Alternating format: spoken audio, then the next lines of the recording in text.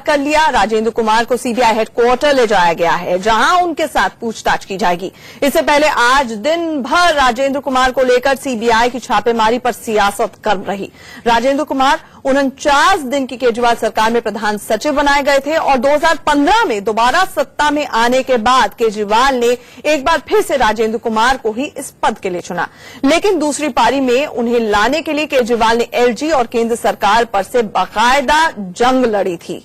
राजेंद्र कुमार पर भ्रष्टाचार के आरोप आज के नहीं है, बल्कि 2002 से लग रहे हैं। ऐसे में बीजेपी और केंद्र सरकार पूछ रही है कि ऐसे भ्रष्ट अधिकारी को प्रधान सचिव बनाने की आखिर क्या बेकरारी थी। दूसरी ओर केजरीवाल कह रहे हैं कि राजेंद्र कुमार सिर्फ एक बहाना है। सीबीआई छापे का असली मकसद अरुण जेटली को बचाना है।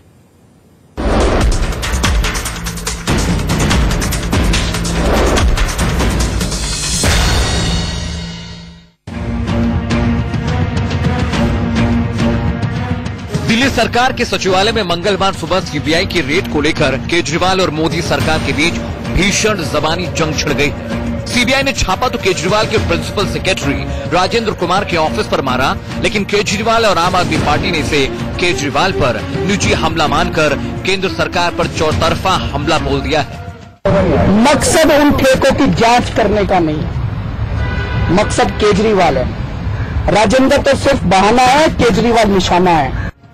सीबीआई की छापेमारी पर संसद में जेडीयू और तृणमूल कांग्रेस ने दिन में ही हल्ला बोल दिया था, जिस पर सरकार ने ये कहकर पल्ला झाड़ लिया कि सीबीआई के एक्शन से केंद्र सरकार का कोई लेना देना नहीं। अरविंद केजरीवाल जी, क्या आपने और आपकी सरकार ने अपने सेक्रेटरी की नियुक्ति के समय ड्यू डिलिजेंस नहीं किया था? अगर किया होता तो इतने आरोप इनके खिलाफ हैं पिछले 4-5 साल से। सीबीआई ने भी साफ किया कि दिल्ली के मुख्यमंत्री केजरीवाल के प्रिंसिपल सेक्रेटरी राजेंद्र कुमार के खिलाफ भ्रष्टाचार की शिकायत 2007 से 2014 के बीच की है और उसी सिलसिले में सीबीआई ने राजेंद्र कुमार के दफ्तर पर छापा मारा, वो भी नियम कायदे का पूरा पालन करते हुए। सीबीआई ने राष्ट्रीय राजधानी क्षेत्र दिल्ली के एक वरिष्ठ लोक सेवक व 6 अन्य के विरुद्ध मामला दर्ज किया। मुख्यमंत्री दिल्ली के कार्यालय की तलाशी की रिपोर्टों का सीबीआई पूर्णतः खंडन करती है। हमारी जांच को बाधित करने के लिए झूठा प्रचार नहीं करिए। सीबीआई ने अपील भी कर दी कि मामले को राजनीतिक रंग देकर सीबीआई जांच को प्रभावित करने की कोशिश नहीं होनी चाहिए, लेकिन केजरीवाल ने केंद्र और सीबीआई की सभी दलीलों को झूठा बता दिया। कौन सी फाइल ढूंढ रही है ये मेरे को बताना जरूरी हो गया। कौन सी फाइल ढूंढने के लिए आए हैं सीबीआई वाले? ये फाइल है डीडीसीए की फाइल, जिसके अंदर अरुण जेटली फंस रहे हैं। अरुण जेटली पिछले कई सालों से प्रेसिडेंट है डीडीसीए के, और डीडीसीए के अंदर जितना भ्रष्टाचार हुआ अरुण जेटली के रहते हुए, उसकी मैंने जांच कमेटी बिठाई थी, उसकी रिपोर्ट आ गई है और उसके ऊपर अब कमीशन ऑफ इंक्वायरी बैठने वाला था, जिसकी फाइल मेरे दफ्तर के अंदर। उनको अरुण जेटली जी की फाइल ढूंढने के लिए आए थे ये। अब बड़ा सवाल यह है कि पूरे मामले में सीबीआई खरी है या फिर केजरीवाल के प्रिंसिपल सेक्रेटरी। सीबीआई सूत्रों के मुताबिक इस मामले में दिल्ली, यूपी और पंजाब में 14 जगहों पर छापे मारे जा रहे हैं। सूत्रों के मुताबिक राजेंद्र कुमार के घर से 10 लाख रुपए कैश बरामद हुए हैं। पॉश इलाकों में 3 संपत्तियों के कागजात भी मिले हैं। सवाल ये भी है कि जब सीबीआई ने दिल्ली के अलावा भी 14 जगहों पर छापेमारी की है, तो फिर दिल्ली सचिवालय पर ही सीबीआई छापे को लेकर बवाल क्यों मचा है? केजरीवाल के प्रिंसिपल सेक्रेटरी राजेंद्र कुमार पहले से ही आरोपों में घिरे हैं। खुद केजरीवाल सरकार में दिल्ली डायलॉग कमीशन के मेंबर सेक्रेटरी रहे आशीष जोशी ने राजेंद्र कुमार पर भ्रष्टाचार के आरोप लगाए थे। हाल ही में सीबीआई ने दिल्ली सरकार में तैनात senior IAS officer SP Singh को गिरफ्तार किया था। तब दिल्ली सरकार ही दावा कर रही थी कि सीबीआई ने मुख्यमंत्री सचिवालय की सूचना पर कार्रवाई की है। ऐसे में ये सवाल बड़ा है कि दिल्ली सरकार एक दूसरे अफसर के खिलाफ सीबीआई के एक्शन पर सवाल क्यों उठा रही है। Bureau report, India news.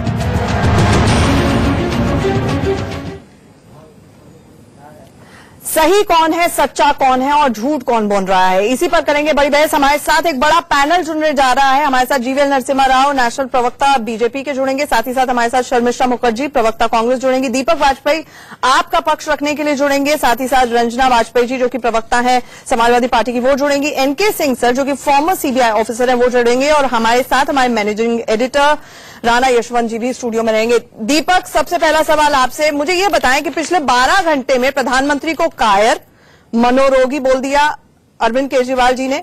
उन्होंने फाइनेंस मिनिस्टर अरुण जेटली को बोल दिया कि वो झूठे हैं, ये तक कह दिया कि बीजेपी के कर्म खराब हैं, भ्रष्टाचार के आरोप अरुण जेटली पर लगा दिए। मुझे ये बताएं कि इतने चहीते हैं राजेंद्र कुमार की जांच होगी नहीं पूरी, एक पुलिंदा है पूरा एफआईआर में एलिगेशंस का, और आप इतने सब आरोप सबके अगेंस्ट लगा देंगे?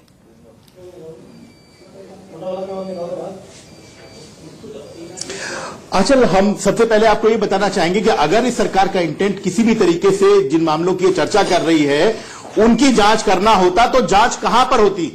अगर आपने चीफ मिनिस्टर के ऑफिस में छापा डाला है, रेड की है, तो इसका सीधा मतलब है कि वहां पे वो डॉक्यूमेंट्स होने चाहिए। अगर आप अरुण जेटली जी को राज्यसभा में सुने, वो कह रहे हैं कि चीफ मिनिस्टर का इससे कोई लेना देना नहीं है, इन तमाम विभागों में वो रहे हैं, 2007 से 2014 तक उन मामलों की जांच हो रही है। वो सारी फाइलें अगर एजुकेशन डिपार्टमेंट में, आईटी डिपार्टमेंट में या वेट डिपार्टमेंट में है तो उन डिपार्टमेंट में छापा क्यों नहीं मारा गया? वहां से कोई जानकारी क्यों नहीं मिली? जो इमीडिएट ऑफिस होगा वहां से जांच शुरू होगी या नहीं, जिसके बारे में 2 हफ्ते पहले 140 दीपक, जो इमीडिएट ऑफिस होगा जहां पर वो रिपोर्ट करते हैं वहां पे जांच शुरू होगी ना पहले तो? वहां पर चीफ मिनिस्टर नहीं मैडम, नहीं, वो एक्चुअली उनके न तो इस कार्यकाल का कोई मामला है जहां पर उन्होंने रेड किया है, वो चीफ मिनिस्टर का ऑफिस है, वहां पर चीफ मिनिस्टर की फाइल्स है।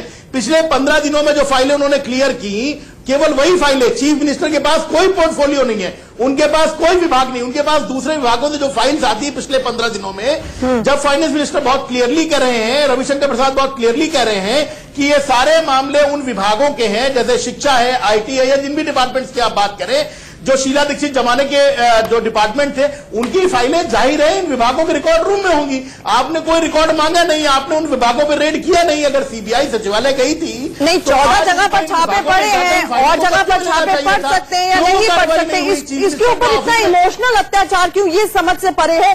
मैं आऊंगी दीपक आपके पास, लेकिन एक ग्राउंड रिपोर्ट ले लेते हैं। हमारे साथ हमारे सहयोगी मनोज वर्मा इस वक्त जुड़ रहे हैं। Manoj, as we speak Deepak ji हमारे साथ लाइन में जुड़े हैं, प्लीज हमें बताएं, क्या ये बात सच है कि अभी भी अपने ईमेल का पासवर्ड राजेंद्र कुमार नहीं दे रहे हैं, आनाकानी कर रहे हैं? इस तरह की जानकारी है हमारे पास।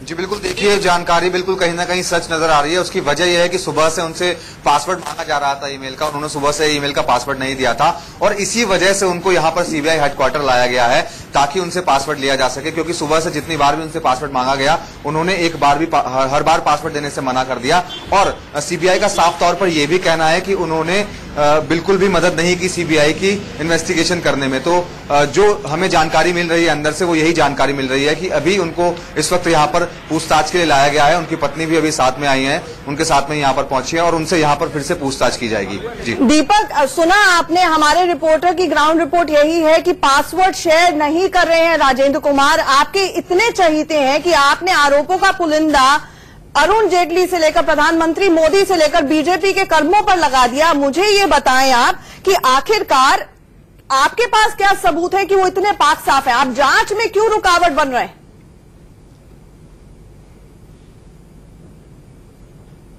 नहीं आंचल जी, 2 चीजें। एक तो आप अपने रिपोर्टर को ध्यान से सुनिए, वो कह रही है कि सीबीआई ऐसा कह रही है कि वो कोऑपरेट नहीं कर रहे हैं। मैं आपकी जानकारी के लिए बता दूं कि सीबीआई के पास वो सारे इंस्ट्रूमेंट्स हैं कि अगर वो आज अभी इस वक्त मेरी ईमेल या आपकी ईमेल खंगालना चाहें तो उनको किसी पासवर्ड की आवश्यकता नहीं है। और इसके लिए जैसा वो कह रहे हैं कि उनके पास पुख्ता सबूत है, अगर किसी आदमी के पास पुख्ता, किसी एजेंसी के पास पुख्ता सबूत है तो बहुत आसानी से वो किसी के भी ईमेल के ऊपर नजर रख सकते हैं। सीबीआई के पास एक क्षमता है। आप एक तरफ इस बात पे विश्वास कर रही हैं जो सीबीआई कर रही है, मैं एक बेसिक सवाल पूछ रहा हूं कि अगर आप इन्वेस्टिगेशन कर रहे हैं किसी मामले के, आपको पता वो कब से वो किस समय का वो मामला है, उसकी फाइलें कहां पे हैं, ये कोई रॉकेट साइंस नहीं है। चीफ मिनिस्टर के ऑफिस में जिसके पास कोई विभाग नहीं है, उसके 15 दिन की फाइल में आपका क्या इंटरेस्ट है कि आपने वो फाइल? ठीक है, चलिए जवाब ले लेते हैं जीवीएल साहब से। डीडीसीए के जीवीएल साहब, सीधे आरोप फाइनेंस मिनिस्टर अरुण जेटली के ऊपर अरविंद केजरीवाल ने बाहर निकलने के बाद लगाया कि वो फाइल तलाश रहे हैं। आपका जवाब? मैं इसका तथ्य आपके सामने रखना चाहता हूं। आती हूं दीपक जी, एक जवाब ले लेते हैं आप ही के सवाल का। जो पार्टी, सुन लीजिए, अब थोड़ा हमारे ऊपर रेड मत करिए। चल एक तथ्य है मेरे पास, सुबह से शाम तक आते आते इनकी बयान 2 बार या 3 बार बदल चुकी है। सुबह कुछ कहते हैं, प्रधानमंत्री जी पर अभद्र टिप्पणियां करते हैं, और शाम तक आकर के फिर फाइनेंस मिनिस्टर कल सुबह जाकर के किसी और पर इल्जाम लगा सकते हैं, क्योंकि इनकी नीयत और जो इन्होंने वादा करके आया जनता के सामने, इन्होंने कहा कि हम भ्रष्टाचार होने नहीं देंगे, हमारे पार्टी पूरी तरह क्लीन है और राजनीति में हम सफाई लाना चाहते हैं। ये सब झूठे वायदा करके राजनीति में आकर के मुख्यमंत्री को ऐसा क्या जरूरत पड़ी ऐसे अधिकारी को रखने का, अपना निजी सचिव जिनके ऊपर बहुत बड़ी संगीन आरोप बहुत पहले से चलते आ रहे हैं। क्या आप, यदि आप अपने आप को ईमानदार कहते हैं, क्या अपने अधिकारी भी ईमानदार हो? ऐसा कोई जरूरी नहीं होता है। और उस अधिकारी को आज संरक्षण देने की कोशिश कर रहे हैं, बाकी सब ऑफिसेस में वार करके, प्रधानमंत्री राजनीतिकरण करके आप अपनी दायित्व से बचना चाहते हैं। उनके पास कोई जवाब नहीं है ऐसे भ्रष्ट अधिकारी को, जिनके ऊपर बहुत बड़े भ्रष्टाचार के आरोप पहले से थे। आपको ऐसे क्या मजबूर था, ऐसे क्या मजबूरी थी? आपको ऐसे ही अधिकारी चाहिए था।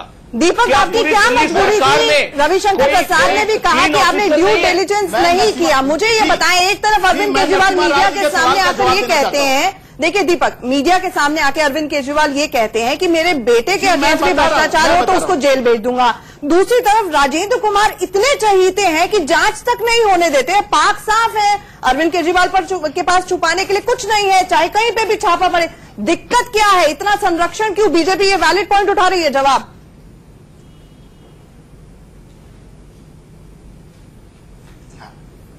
आंचल, मुझे जवाब देने का मौका दिए। देखिए, आपने कहा ड्यू डिलिजेंस, अगर नरसिम्हा राव जी ने केवल अरुण जेटली जी और रविशंकर प्रसाद जी की प्रेस कॉन्फ्रेंस में सुना होता, उन्होंने खुद कहा है कि हमारी सरकार बनने के बाद, राजेंद्र कुमार जी के अपॉइंटमेंट के बाद, एक अधिकारी से एक शिकायत पहले एसीबी को दिलाई गई और वो सीधे बिना चीफ मिनिस्टर के पास आया, बिना सरकार का, सीधे सीबीआई को भेजी गई।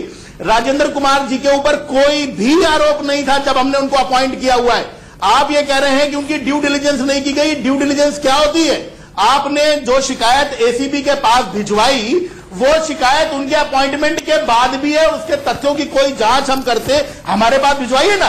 आपने सीबीआई को भिजवाई। हमारी सरकार वो सरकार है कि जब हमारे पास भ्रष्टाचार की जानकारी आई तो हमने कैबिनेट मिनिस्टर को न सिर्फ बर्खास्त किया बल्कि इसका मामला खुद सीबीआई को दिया। हमारे पास जब, देखिए हमें बोलने दीजिए प्लीज, पूरा let me complete and then please I will not interrupt you. जी सर, मुझे इंटरप्ट मत कीजिए, मैं अब तुरंत दीपक बोलिए, आप बोलिए।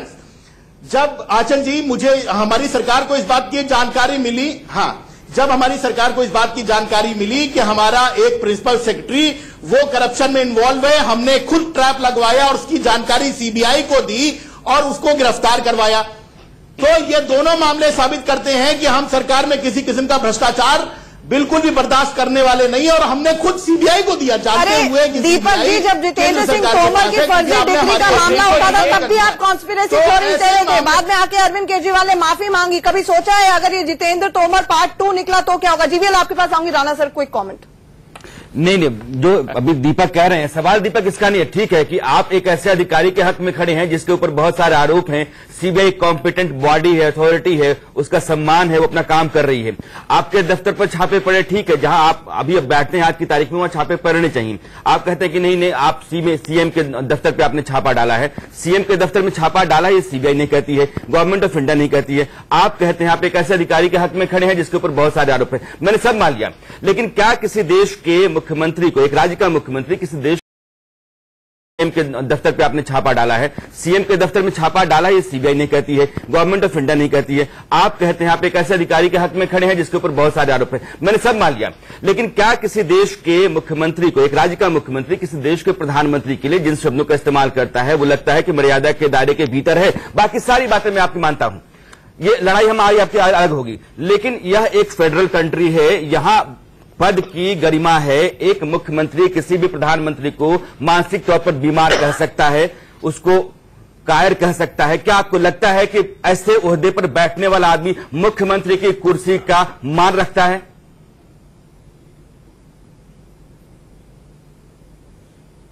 राणा साहब, आप मेरे अग्रज हैं, आपके सवाल का मैं बड़े धीरे से जवाब दूंगा। आपने बिल्कुल सही और वैलिड पॉइंट उठाया है, लेकिन आज बड़ा संकट क्या है?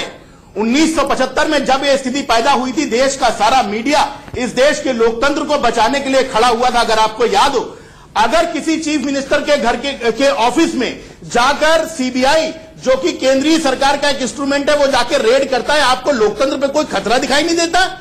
अगर आप शब्दों की बात मान लीजिए, मैं मान भी लूं कि अगर हमारे शब्द खराब है, हम इसके लिए माफी मांगने को तैयार है, आपको लग नहीं रहा कि देश की फेडरल स्ट्रक्चर पे खतरा है? कोई भी आदमी जो दीपक, मैं आपके हथियार से आपको जवाब देना चाहता हूं। नहीं, मैं फेडरल स्ट्रक्चर पे नहीं आता। दीपक, जो छापा मारा गया, गलत तरीके से आप अपनी बात रखें। मैं कह रहा हूं कि अगर एक सीबीआई अथॉरिटी बॉडी है, वो अगर जांच करती है, आप कहते हैं कि नहीं गलत है, यह मंशाहीन की गलत है, और आप खड़ा होकर कहते हैं कि यह देश का जो केंद्रीय मंत्री है यह गिर रहा है, यह बहुत दिनों से घोटाला घपला कर रहा है, वो ठीक है। आपका एक प्रवक्ता, राष्ट्रीय प्रवक्ता, ये कहते हैं कि नजीब जंग जो हैं वो रिलायंस के लिए काम करते रहे हैं, यह भ्रष्ट आदमी हैं, वो ठीक है। लेकिन एक एजेंसी अगर जांच करती है तो आप कहते हैं गलत है। यह दोनों चीजें नहीं चलती हैं दीपक, दोनों नहीं चल सकती हैं कि आप जो कहें वो सही, दूसरा कोई कोर्ट के आंचल जी राणा साहब, मैं आपको याद दिलाना चाहूंगा, सीबीआई के द्वारा हुआ, इसलिए मैं याद दिलाना चाहूंगा। और इसमें एक मिनट बोलेंगे। राणा साहब, जो आपने सवाल उठाया है उस पर मैं जवाब देना चाहूंगा। कोर्ट की तरफ अगर हम संविधान सभा की डिबेट पढ़े,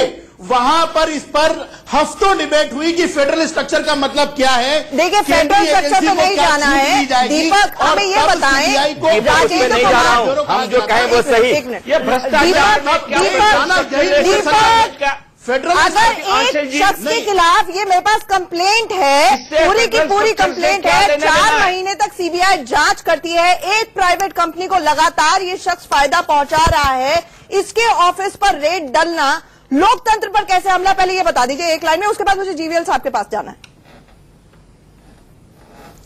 हाँ जी, यही, हाँ जी, हम बिल्कुल यही बता रहे हैं कि अगर सही मंशा इस सरकार की होती तो इस सरकार ने जिस वक्फे की ये बात कर रहे हैं, उस वक्फे में जिन डिपार्टमेंट में उनकी तैनाती की बात कर रहे हैं, उन डिपार्टमेंट्स में रेड मार के ओरिजिनल फाइल तो कैप्चर करते, पता तो करते कि कॉन्ट्रैक्ट पे किसके साइन है, उसकी भाषा क्या है, क्या जब उन्होंने कोई मूल फाइल ही कब्जे में नहीं ली है, जब जो रिकॉर्ड रूम में फाइल रखी वही रखी हुई है, तो इन्होंने खाक उसकी स्क्रूटनी की है। तो राजेंद्र कुमार की गिरफ्तारी बेबुनियाद कर दी गई है। कॉन्ट्रैक्ट देखें किसके, दीपक, राजेंद्र कुमार की गिरफ्तारी बेबुनियाद है, कुछ भी नहीं है सीबीआई के पास।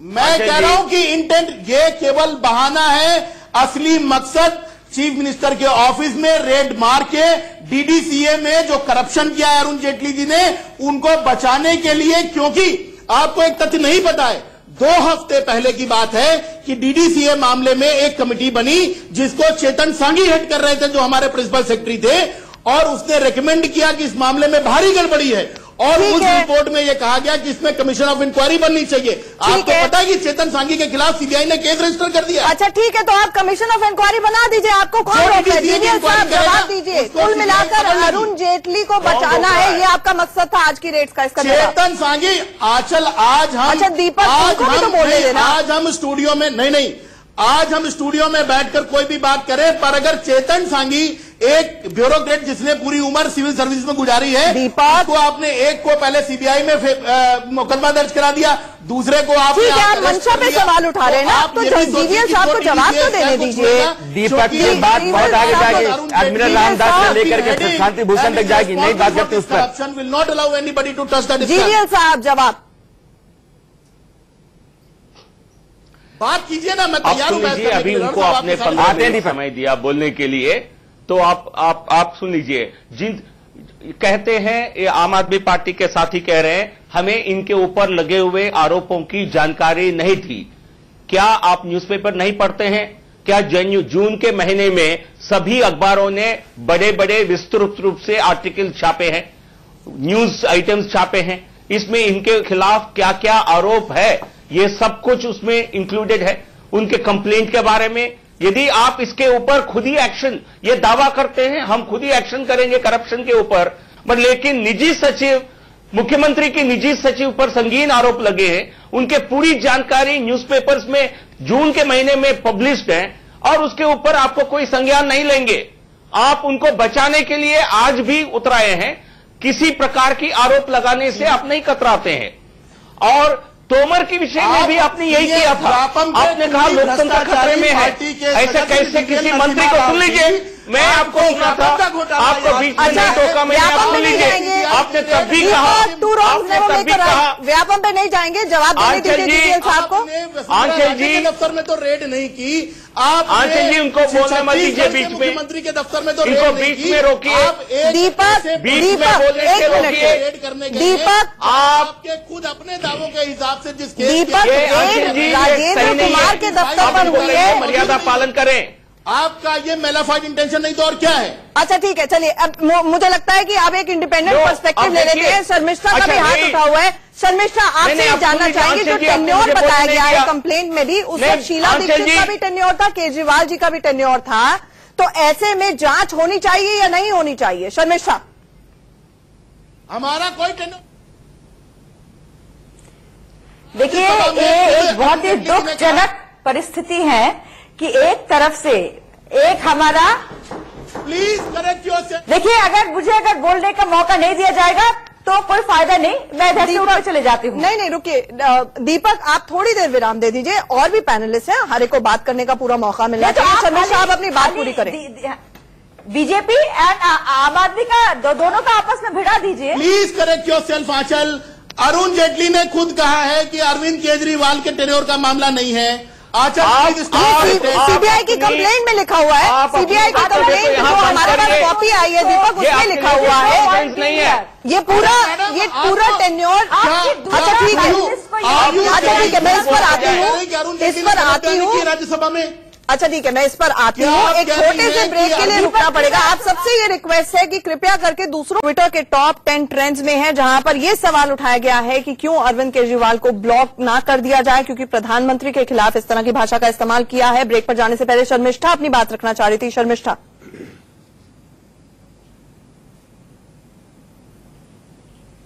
देखिए मैं यही बताना चाहूंगी कि दिल्ली की जनता के लिए एक बहुत ही दुखजनक परिस्थिति ये है कि एक तरफ से तो एक डिक्टोरियल इंटॉलरेंट सरकार है सेंटर में, और दिल्ली में एक बहुत ही मैच्योर और एक हिपोक्रिटिकल मुख्यमंत्री हैं, जो कि एक भ्रष्टाचार के विरोध करने वाले वसीहा, आज वो अपना एक किसी पर्सनल प्रिंसिपल सेक्रेटरी के ऊपर रेड हुआ है तो ऐसा शोरगोल मचा रहा है कि पता नहीं क्या हो गया है।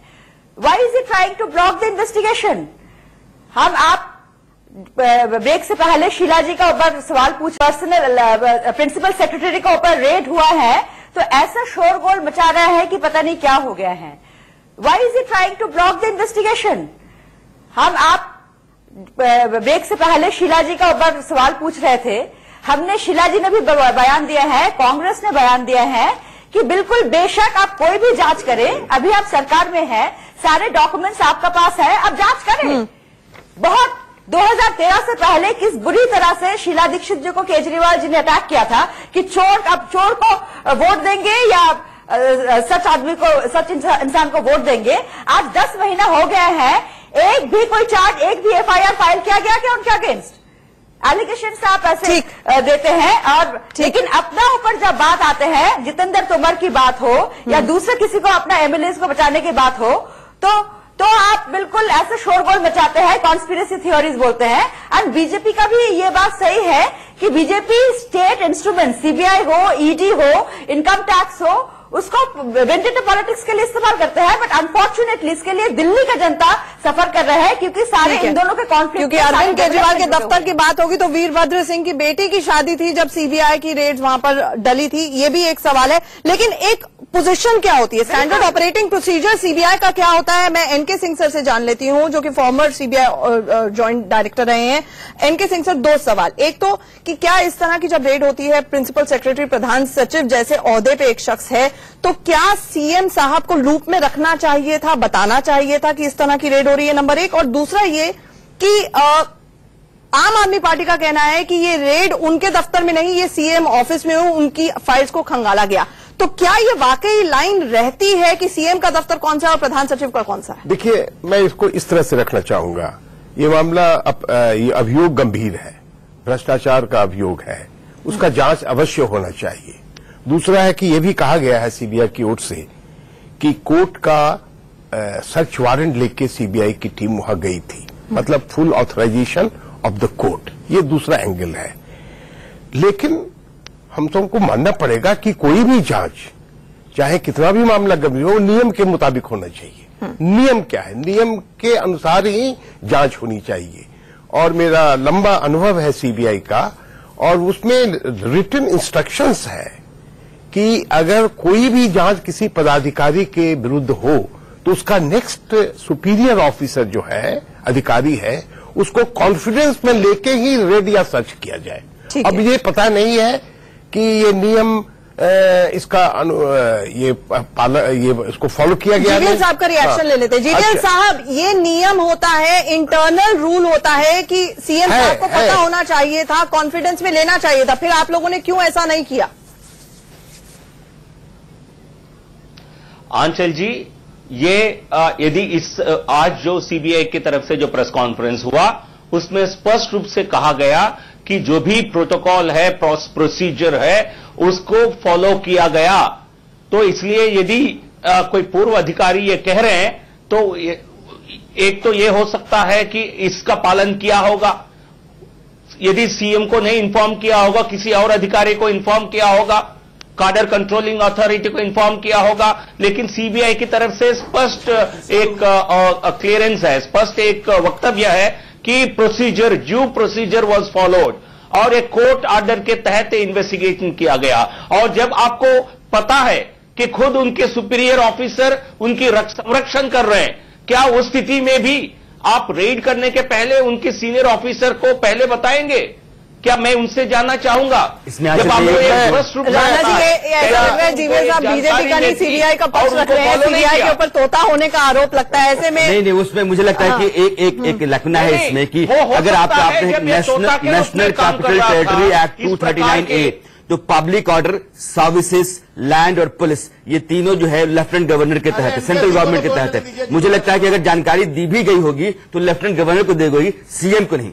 ये स्टेट नहीं है, इसलिए नेशनल कैपिटल टेरिटरी एक्ट के तहत 239A के तहत मुझे लगता है कि अगर जानकारी दी भी गई हो तो लेफ्टिनेंट गवर्नर को, सीएम उसके लिए कॉम्पिटेंट अथॉरिटी नहीं है।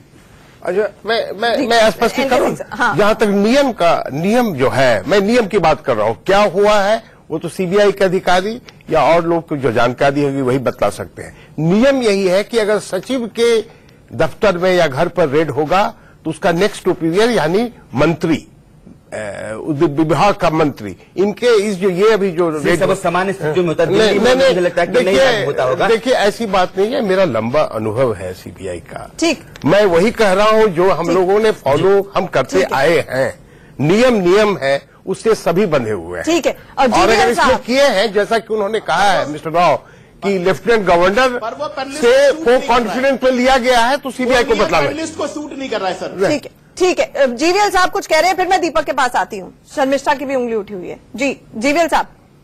तो और आंचल जी, जब रेड किया जाता है, रेड करने का मतलब ही क्या है? एक सरप्राइज एलिमेंट है। और ये कहां रेड करना है? जो भ्रष्टाचार करने वाले व्यक्ति, उनके खिलाफ सबूत कहां मिलेंगे, उसके लिए रेड किया जाता है।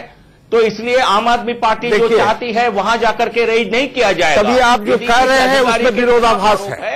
आप अगर ये कह रहे हैं, कहां मिलने की संभावना है? ये नियम की बात है। जब ये कह रहे हैं मिस्टर राव, उसमें विरोधाभास है। अगर आप ये कह रहे हैं कि जांच सीएम के विरुद्ध में नहीं है, और ये भी कहते हैं, समस्या यहाँ पर ये है कि आप सीबीआई में रहे हैं, लेकिन जो सीबीआई का इतिहास रहा है वो उसके नियम फॉलो करती है जो सरकार में होता है, सत्ता में होता है। यही कुल मिला के सीबीआई का आरोप है, जो कि बहुत ही अनफॉर्चुनेट है। रंजना जी, क्योंकि समाजवादी पार्टी तो खासी सताई हुई है, महागठबंधन से मुलायम के जाने की बाहर वजह ही ये बताई गई कि आखिरकार सीबीआई का प्रेशर डलवाया गया। हमें रंजना जी आप बताएं, सीबीआई के तो बहुत सताए हुए लोग हैं आप। तो अरविंद केजरीवाल के खिलाफ भी अगर या सीएम दफ्तर में एक इस तरह की कार्रवाई हुई तो कुल मिलाकर राजनीतिक मंशा से ये कहेंगे आप? देखिए आंचल जी, पहले तो आप के केजरीवाल जी के बारे में बता दें कि ये जब सत्ता में आए तो इनका मुख्य मुद्दा था भ्रष्टाचार के खिलाफ लड़ना। ऐसे में इनके 4-5 मंत्री अभी तक किसी न किसी आरोप में फंस चुके हैं और राजेंद्र कुमार जी जो कि 2002 से जिनके खिलाफ आरोप थे, ये भी नहीं कहा जा सकता कि आप पार्टी की सत्ता में आने के बाद आरोप लगे हैं, पहले से आरोपी थे। ऐसे दागी व्यक्ति को अपना प्रधान सचिव बनाना ये बहुत सारे सवाल खड़े करता है केजरीवाल जी के ऊपर। दूसरी तरफ इनको तो किसी प्रकार से कोई एतराज नहीं होना चाहिए। अगर ये साफ सुथरे हैं तो कहीं भी जांच होती, कहीं रेड होती है, इनको तो साफ कहना चाहिए कि ठीक है, हम तैयार हैं हर प्रकार की जांच के लिए। लेकिन दूसरी तरफ ये भी बात सामने आती है कि सीबीआई को क्या एक इंस्ट्रूमेंट बना के यूज किया जा रहा है। जिन राज्यों में सरकार नहीं है बीजेपी की, क्या उनको सताने के लिए, उनको धमकाने के लिए इस्तेमाल किया जा रहा है? जाहिर सी बात है, जिस प्रकार से इन्होंने मध्य प्रदेश में सीबीआई की जांच कराई बहुत मजबूरी में, उस तरीके का अगर ये दिल्ली में भी कराते और दिल्ली की सरकार को कॉन्फिडेंस में लेके करा रहे हैं, सरकार सत्ता में है, उसको बिना कॉन्फिडेंस में लिए आप एकदम तानाशाही के रूप में कोई काम करें, कोर्ट ने डायरेक्ट किया, वो भी तब जांच हुई। खैर दीपक, लेकिन ये बात एक बहुत वैलिड पॉइंट उन्होंने ये उठाया, रंजना जी ने, उन्होंने कहा कि आपका दामन तो पाक साफ है, आपके पास तो कोई ऐसी फाइल नहीं है, आपने तो भ्रष्टाचार कभी किया नहीं। अगर भ्रष्टाचार आपका कोई नियर और डियर वन, आपका चाचा भतीजा भी करेगा तो वो सीधा जेल जाएगा, तो फिर दिक्कत क्या है अगर रेड डली तो?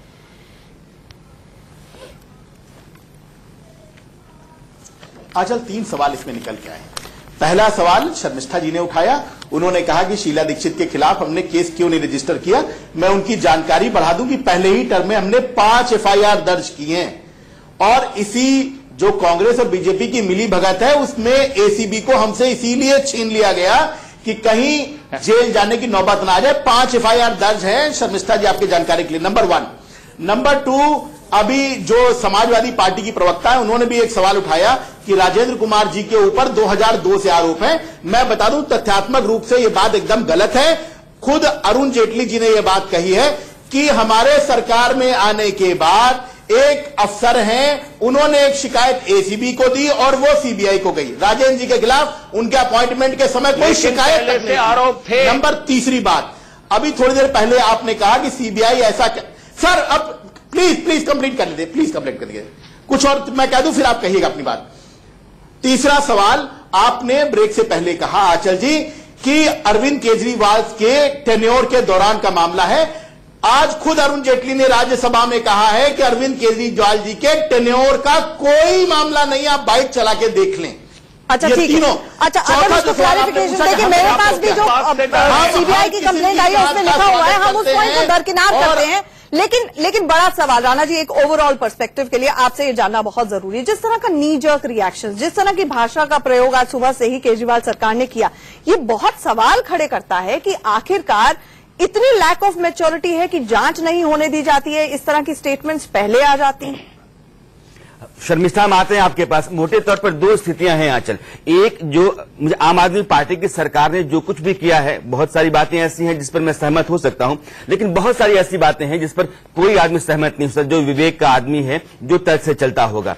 अगर आपके खिलाफ कोई काम होता है तो लगता है कि नहीं ये बड़ी साजिश है। आप जब किसी के खिलाफ बयान देते हैं तो आप दावे से ताल ठोक कहते हैं कि नहीं ये आदमी भ्रष्ट है, ये आदमी चोर है। इस मानसिकता से बाहर आने की जरूरत है।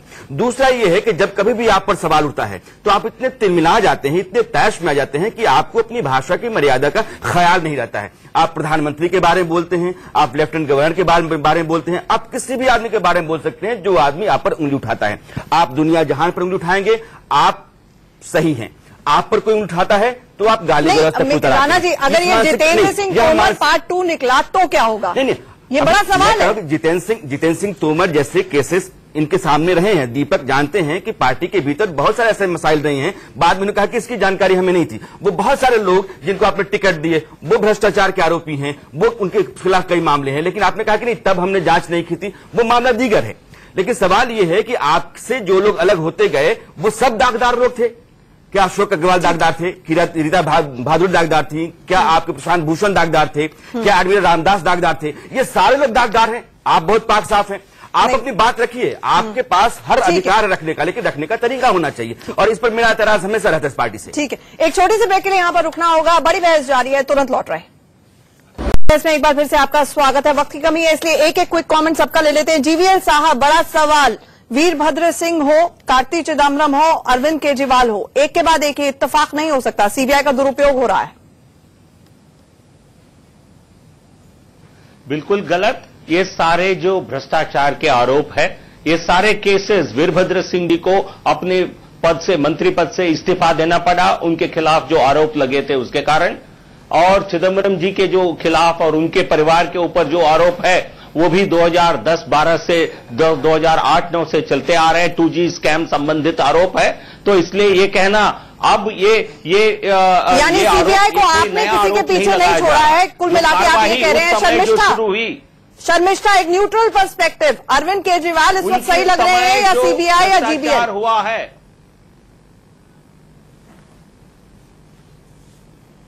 देखिए, ये दोनों के दोनों कहीं ना कहीं मिले हुए हैं, बिकॉज ऐसे लगता है कि दोनों के दोनों इस तरह की ड्रामा कर रहा है कि इसमें जो मेन इशू है डेवलपमेंट, वो कुछ नहीं हो रहा है। दिल्ली में ये आपस में झगड़ा करते रहते हैं, ड्रामा करते रहते हैं, और जो मेन इश्यूज है उसमें से हटा रहे हैं। दीपक, क्लोजिंग कमेंट आपका, क्या आपकी जीरो टॉलरेंस पॉलिसी जो भ्रष्टाचार के प्रति थी ऐसा ही होगा कि अगर किसी अधिकारी के यहां रेड डलेगी उस पर इतनी हाय तौबा होगी?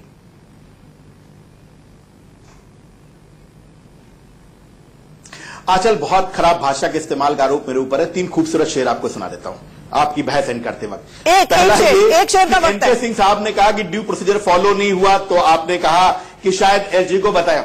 हाँ, और जब उन्होंने कहा कि मंत्री को इन्फॉर्म करना चाहिए, आपने बहस आगे नहीं बढ़ाई। तो इस पे एक शेर है बहुत सुंदर कि वो कत्ल भी करते हैं तो चर्चा नहीं होता, और हम आह भी भरते हैं तो हो जाते हैं बदनाम। और दूसरा ये कि अब कहां ढूंढने जाओगे हमारे कातिल, हमारे कत्ल का इल्जाम हम ही पर रख दो। और मोदी जी के लिए एक संदेश कि गुल से लिपटी हुई तितली को गिरा कर देखो, आंधियों तुमने दरख्तों को गिराया होगा।